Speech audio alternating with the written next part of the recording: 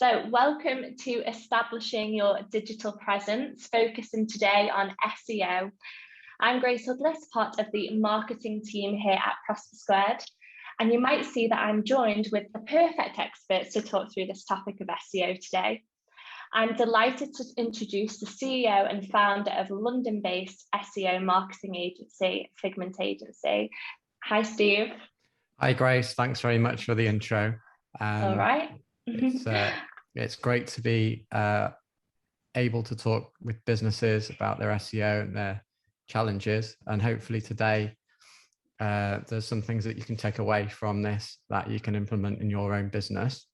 Yeah, and also you might see alongside Emma, Steve, is Emma Grant, who will be manning the questions in the chat box this morning.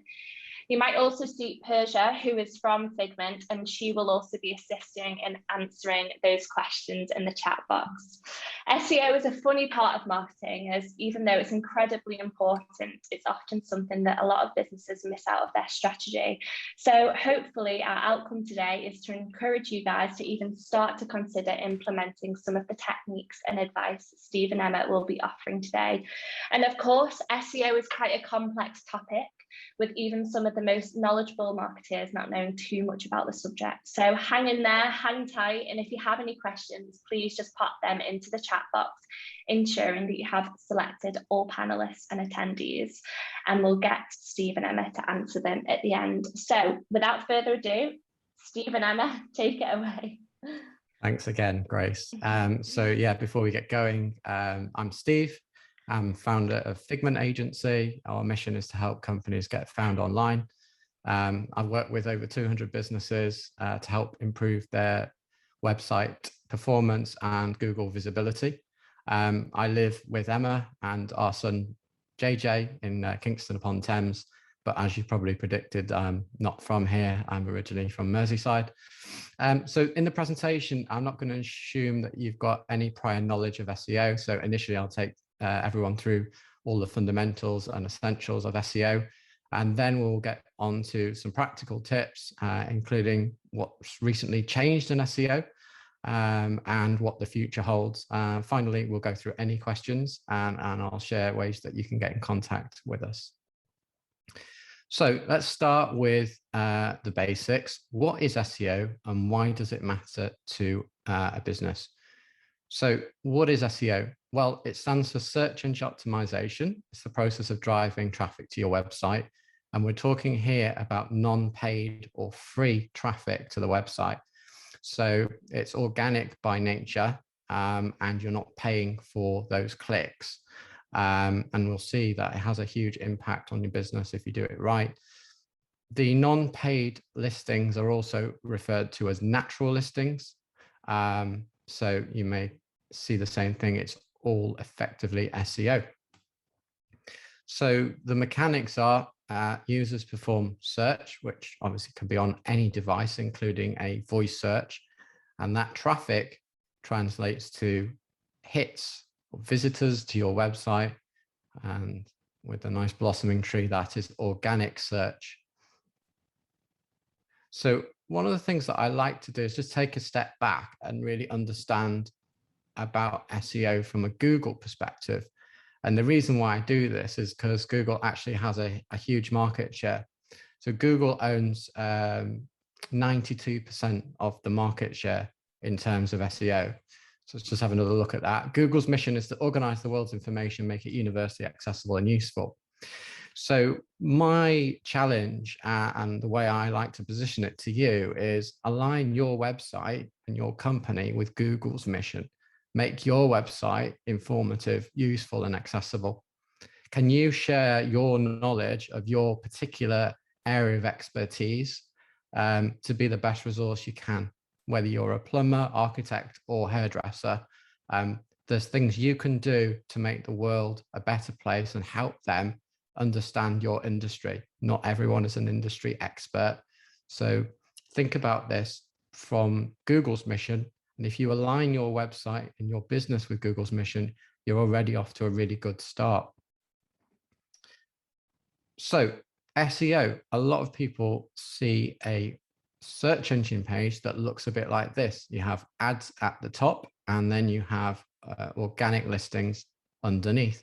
Google's got cleverer and cleverer at trying to make the ads look more subtle. And we'll see that in actual fact, a lot of people do ignore those ads. So for simplicity terms, this is called a SERP, or search engine results page. And there are actually 500 or more variations of what this page looks like. Now, we could spend all day talking about this, but for simplicity, let's just pretend ads are at the top and organic listings follow suit. So what is the business case for SEO? Well, in actual fact, we now got mostly B2B businesses on the webinar, and it drives 64% of all B2B traffic. So if you add up all of the other sources, including paid advertisements, social media, direct referrals, people typing in your web address from a business card or another networking opportunity, they still don't combine to add up anywhere near as much as the traffic from Google's organic listings. So there's a really strong case to be seen online. And I always think that if people want to hire somebody for a service, the first thing they do is ask for a referral. Do you know anyone that can do air conditioning? Do you know anyone that's exceptional at fixing my car? If they don't know somebody, the next port of call is usually Google. And on Google, most people click on the top 3 listings. They trust those listings more than anyone else.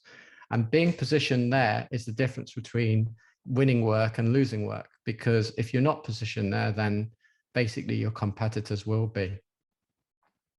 75% don't click past the first page. So it's all about being on page 1.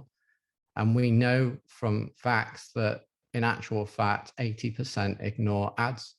So many people skip the ads at the top because they're consciously aware that they may not be relevant and that people have paid to be there. There was a study done across lots of different industries looking at conversion rates. So for print advertisements, it's actually less than 2%. But from SEO, the conversion rate is much higher. And depending on what you do, it could be even higher than this. So there's a really strong business case for being seen online and being right at the top of Google. Now, spoiler alert, SEO is not rocket science. I've distilled it really down to 2 things that you need to know. Behind the scenes, there's around about 200 different factors that influence whether you come up at the top of Google or whether you're not seen at all. But if you think about it in simplistic terms, it's really boiling down to 2 big elements. Are we the answer to what people want when they type in a search query? And that all boils down to relevancy. Are we the relevant answer? And the good news is that you can become a relevant answer through on-page SEO. And a lot of people have already had a really good go at this. And they write content or try and optimize their site. And that's all really good. And you can control that yourself. So that's good news, is that pretty much you have some control over the SEO. But what sometimes people miss is the fact that Google trusts websites based on a number of factors, and they relate to authority and trustworthiness of the website. And that can't easily be controlled. It's essentially what is happening away from the website that influences whether Google trusts your websites or not. And you may have heard of links or backlinks. That is off-site SEO. So it's something that business owners really struggle to command. And we'll talk today a little bit about things that you can do to win at both of these areas. So hopefully we've distilled SEO in simple terms. Let's just dig a little bit more deep into that. So on-page SEO, we're talking about activities that basically are on your website to help you understand your content and rank. Off pages, it's happening on another platform.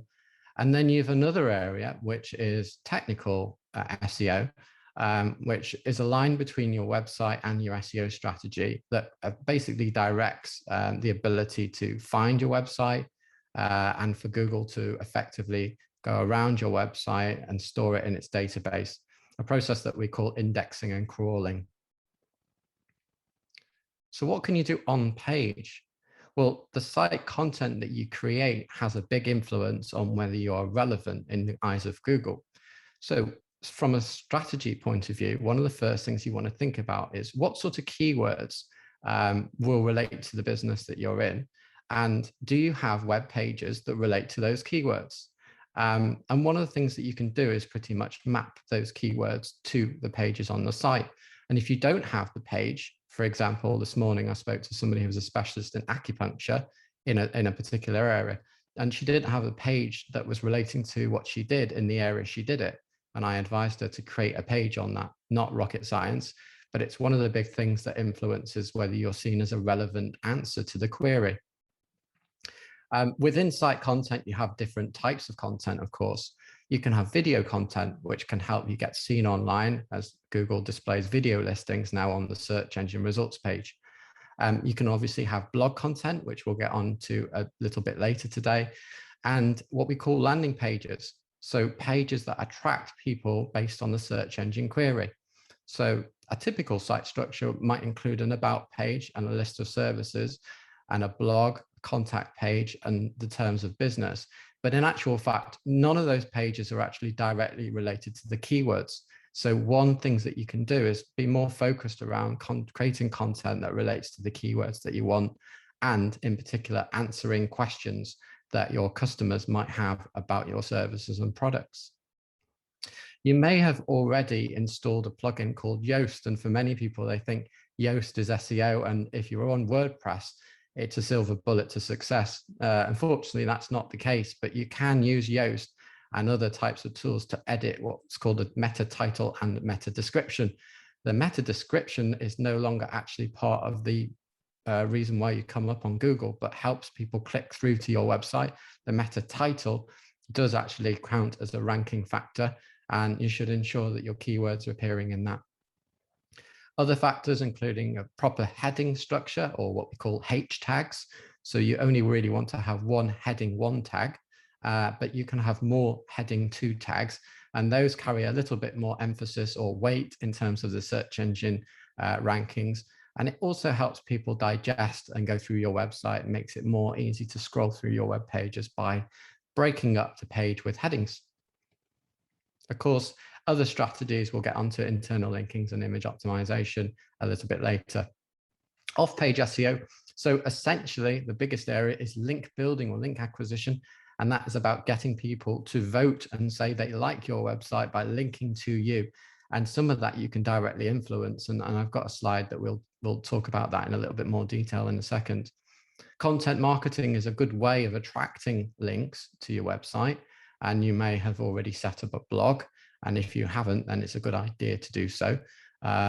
Social media has a very small influence on the overall SEO ranking, but is a good way of getting further links back to your website and improving your brand awareness. Podcasting is a strategy where you can position yourself as an expert and get additional links back from the podcasting platforms and mentions within those podcasts themselves. And of course, don't forget to include reviews. We'll talk about that in a minute. Reviews massively help with the conversions from people that have arrived on your website, and 80 to 90% of users actually read the reviews before making a purchase with a local business. So technical SEO, what is that? Effectively, we're looking at a few factors, including the speed of the site and the performance of the site. It's statistically proven that websites that are slow loading result in fewer people making inquiries. You can also structure the website in a way where you can put code into the website and format the content so that it appears in the search engine results page as an answer. More on that a little bit later. Cannibalization, effectively, you don't want to be ranking or trying to target the same keyword with pages that are effectively duplicate in terms of content. And a sitemap is what we use to guide people around the website, but effectively in this case, it's what we call an XML sitemap. It's a technical piece of code used to help Google crawl your website. And if you're serving customers abroad, you might want to consider things like the language tag as well.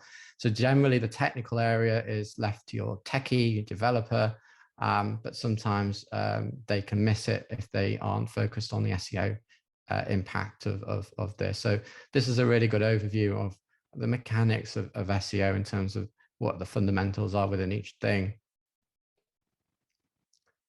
So now a fundamental topic is what we call EAT, and it's factors Google uses to measure how trustworthy your website is, and it's pretty intangible. What exactly is it?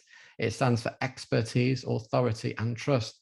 Expertise is all about demonstrating a high knowledge of skill in your field, and you can do that by showing your credentials and qualifications, and also through your blog articles. Authority, you need a reputation amongst other influencers, the backlinks, the reviews and references, recommendations, as well as news articles, media and press release. That all affects your authority as a website and as a business in the eyes of Google. And trust, are you legitimate, transparent, and accurate? Google's looking at things like spelling mistakes, how often you update your content, and whether you credit your sources or just make up the information on the spot. This is all important in addressing a layer called EAT. So when we mention EAT factors, and your website may be having lots of them or not enough, it is all about trying to put tick boxes in this area. So there was an update in 2018 that affected a lot of medical practices because they really lacked this area. And my challenge to you is, can you include more EAT in your website? And how can you demonstrate your authenticity, expertise, and skill?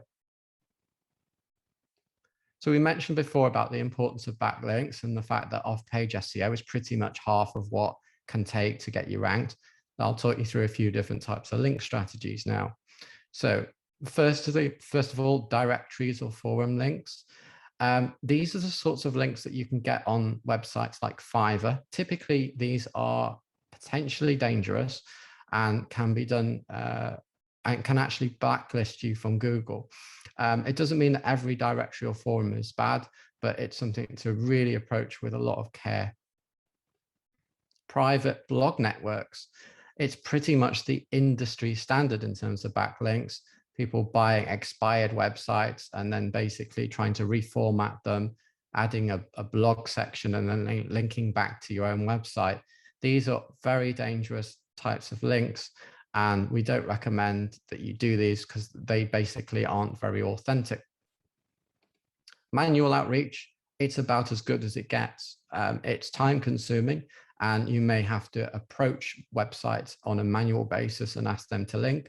Perhaps you've got a blog article that relates to what they do that they're not linking to, whether it's a resource, or perhaps you've identified somebody's broken website link and you've got an alternative that they could link to.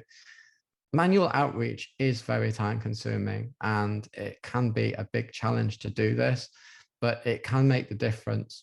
One of the cleverest ways is actually to create the content that earns the links, so you don't need to do as much manual outreach. And business citations, we'll get onto this a little bit later if there's time, but effectively business citations or mentions of our name, address, and phone number on the various different directories that relate to your business. Very safe thing to do. So it's effectively, I recommend that you don't look at directories and forum links. And I recommend that you don't look at private blog networks, and you look at the manual outreach and the business citations as the top strategies. A note about internal linking, because it's very safe to link within your website. So what exactly is it? Think of it as the doors that allow your clients and customers to move from room to room.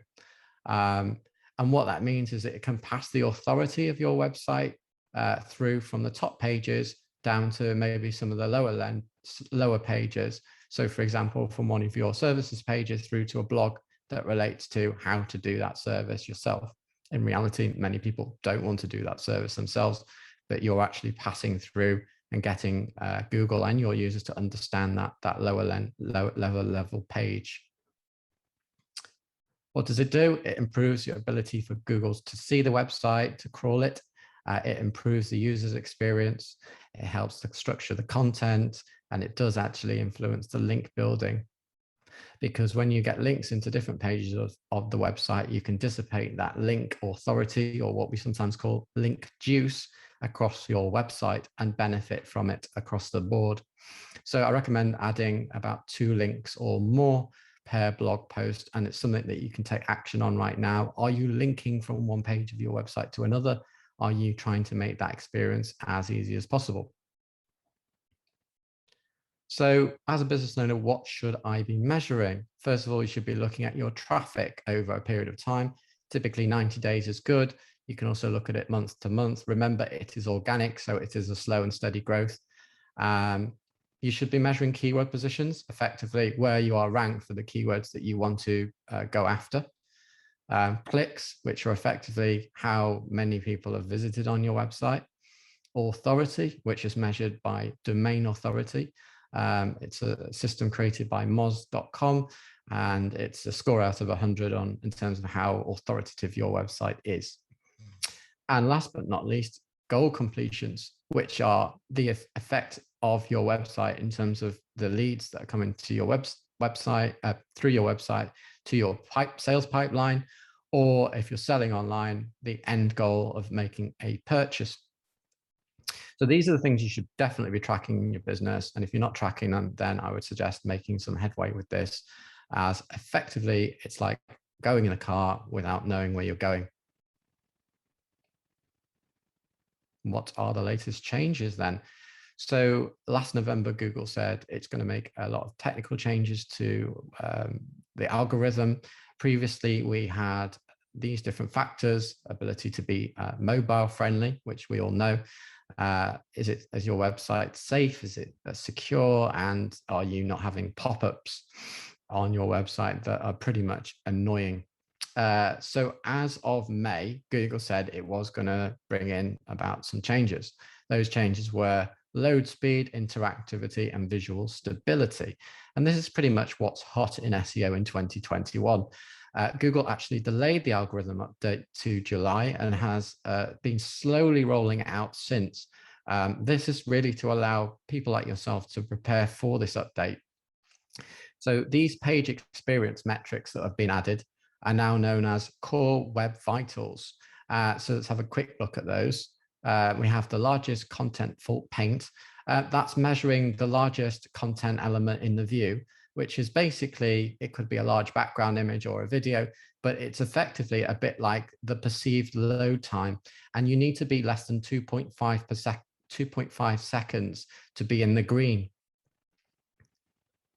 FID, which is the basically the time to interact with your website. So basically with this, think about how easy it is when your website loads to actually click and press on a button. It's a good first impression, and it should be 100 milliseconds or less. So that's what we call first input delay. CLS, that is all about layouts and usability. Have you ever read an article online and then something suddenly jumps about on the page without warning, your text moves and you've lost your place? Maybe a form appears, or you try and fill in a form and something jumps. This is all about trying to make sure that the website is stable from a user experience point of view, and it should be on an aggregate of 0.1. So you need to be in the greens for all of these. You can basically test them on Google Speed Insights. And if you're not in the green, then you may miss out on a badge that Google is going to be bringing about. The main thing to note is that it's measured on a page-by-page basis. So although you want to get your home page in order, you need to also make sure that your core web vitals are at best practice for your landing pages and for your main services pages. Anything that effectively you want users to be using and you want to rank for. A quick note on local SEO. Pretty much everything we spoke about applies to local SEO, but it's just slightly different.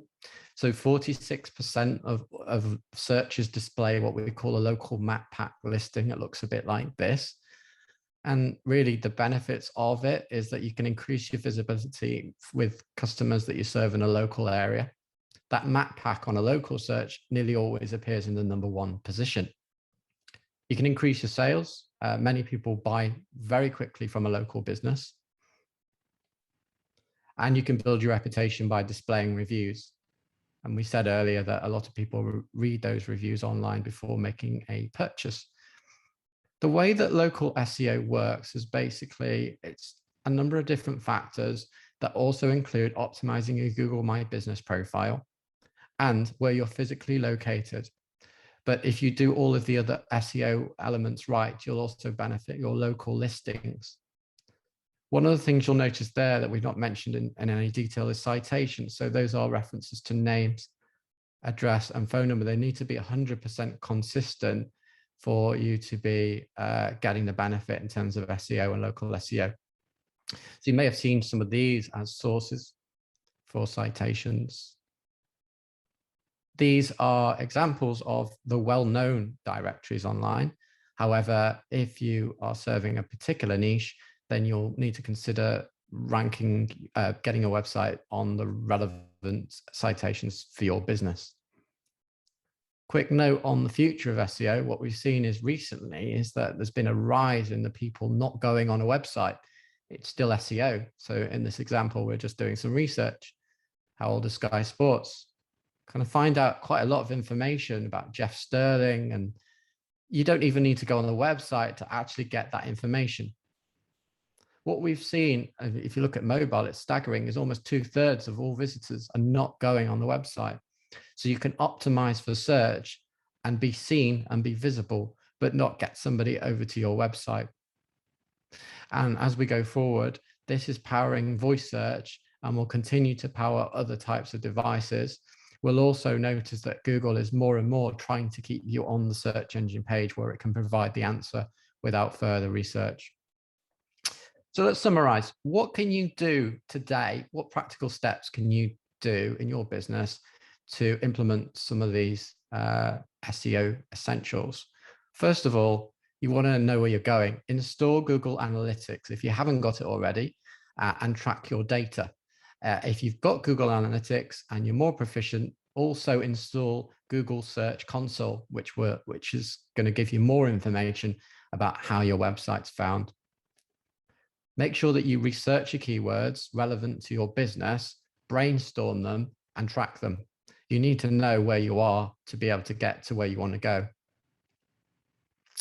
Then create a content plan based on keywords and search intent. That could be as simple as creating a simple spreadsheet with the pages on your website listed and the search intent on the right, a list of keywords that relate to that, and it can form the sorts of content that you want to create.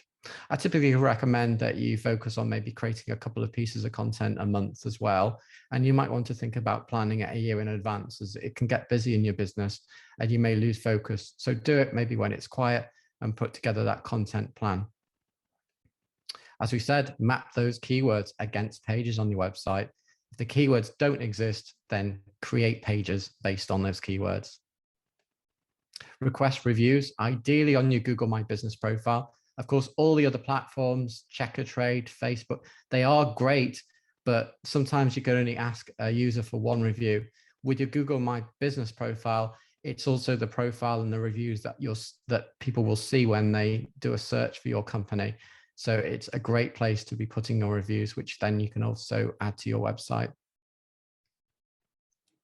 Go through your website, make sure that you are linking between different pages of your website, not just your top navigation, but between articles and between pages. And then finally, get your techie to improve your core web vitals using the tools like Google Speed Insights and the Google Lighthouse tool.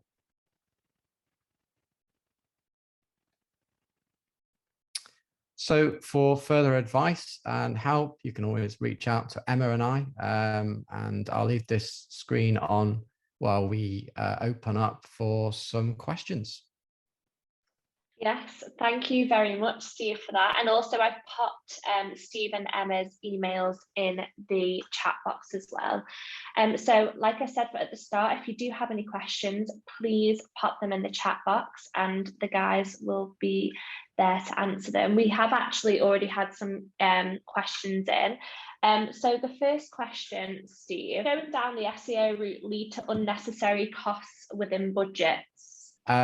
Yes, you can go down a rabbit hole with SEO. It's one of those things where it could be as simple as, installing Yoast and saying that you've done SEO by entering some meta titles or having a very in-depth approach to it. It all depends on how you're resourcing it. I mean, typically we work on a fixed fee model and run a managed SEO campaign for clients, so they have a predictability about what they're getting for the money. But you do need to set some limits, otherwise it can be a bit of a bottomless pit. What I see more often than anything is that people go for the little low-hanging fruit without tying it up with a strategy. And I think the biggest mistake people make is by not having any type of strategy behind it all. Okay, fab. Thank you, Anthony, for that question there. So another question from Angela is, how long does it take to see the SEO results? That was a really good question. And it very much depends on the competitors of the keywords that you're targeting. So we've seen instances where results can be pretty much instant if the keywords are less competitive. But for more competitive keywords, it can take years. So often it can be a question of some hard slog and a bit of patience. But with persistence, it is possible. I think one of the things that you can do sometimes, because some competitive phrases take a long time to rank, is to think of it a bit like a share portfolio. You might want to go after some things that are a bit riskier that may pull off, and other keywords that are quicker but maybe less lucrative, so you have a balanced approach to it. Fab. And thank you, Angela, for that question. We've just had a question in on the chat box from John Hickey, and he says, should I have a local language site if I sell in countries that English isn't the first language? The short answer is yes, absolutely. It's a good idea to have a translated version of the website that's optimized for the language of wherever you're selling. Okay, fab. Thanks, John, for that question as well. We've had a question in from Catherine, and she has asked, I've heard buying links is bad. Could you please explain why? So link building is a really important part of SEO alongside a solid on-page strategy. However, in an ideal world, Google wouldn't want you to be exchanging any money for links. Google looks at the quality of backlinks and actually introduced a link spam update earlier this year. I can stick it on the chat, some more information on that. So really the best way to obtain backlinks is by creating quality content through things like blog articles, videos, infographics, and attracting other websites to link to you naturally. And thanks, Catherine, for that question. Maria's just asked in the chat box, when creating Google My Business, is it okay to add some keywords to the business name? I would definitely approach this with an air of caution. Google have started to really clamp down on anything that falls outside their guidelines. And Google states that you shouldn't include anything other than your business name in your name. So I have seen instances where businesses are getting away with it, but I've also heard instances through the grapevine of penalties from Google. So treat this with caution and be careful. Thank you. And thanks, Maria, for that question. So the last question here is, how important is a backlink strategy as we head into the new year? A backlink strategy heading into 2022 is still really important. as Google looks at backlinks to assess how authoritative your website is. However, it needs to be done in tandem with a solid on-page strategy, because the website really needs to have the content on there first in order to get recognized by Google. So look at the backlinks as an upvote of that particular page or cluster of keywords that are on that page. And we've just had another quick question here, and they've said, is optimization limited to just text, or can you optimize with images too? You can also optimize images. So a way of doing that is by adding alt tags to the image. So that's a way of telling Google what the image is about. Also adding a name, a title to the image gives that information to Google. Thank you very much. And thank you guys for asking those questions there. And thank you to Steve and Emma for answering them off the cuff. So with that, thank you so much again for joining us today. Steve and Emma, your expertise and your experience was just invaluable, and thank you so much. And thanks to everyone for joining today, for asking questions and for engaging in the chat box. Yeah, it's been great, and I hope you can all take something away from the webinar and implement it in your marketing strategy. So thank you again, everyone. And other than that, we'll see you next time. So thanks all. Thanks, Steve and Emma. Thank you. Thank you so much. Thank you. Bye-bye.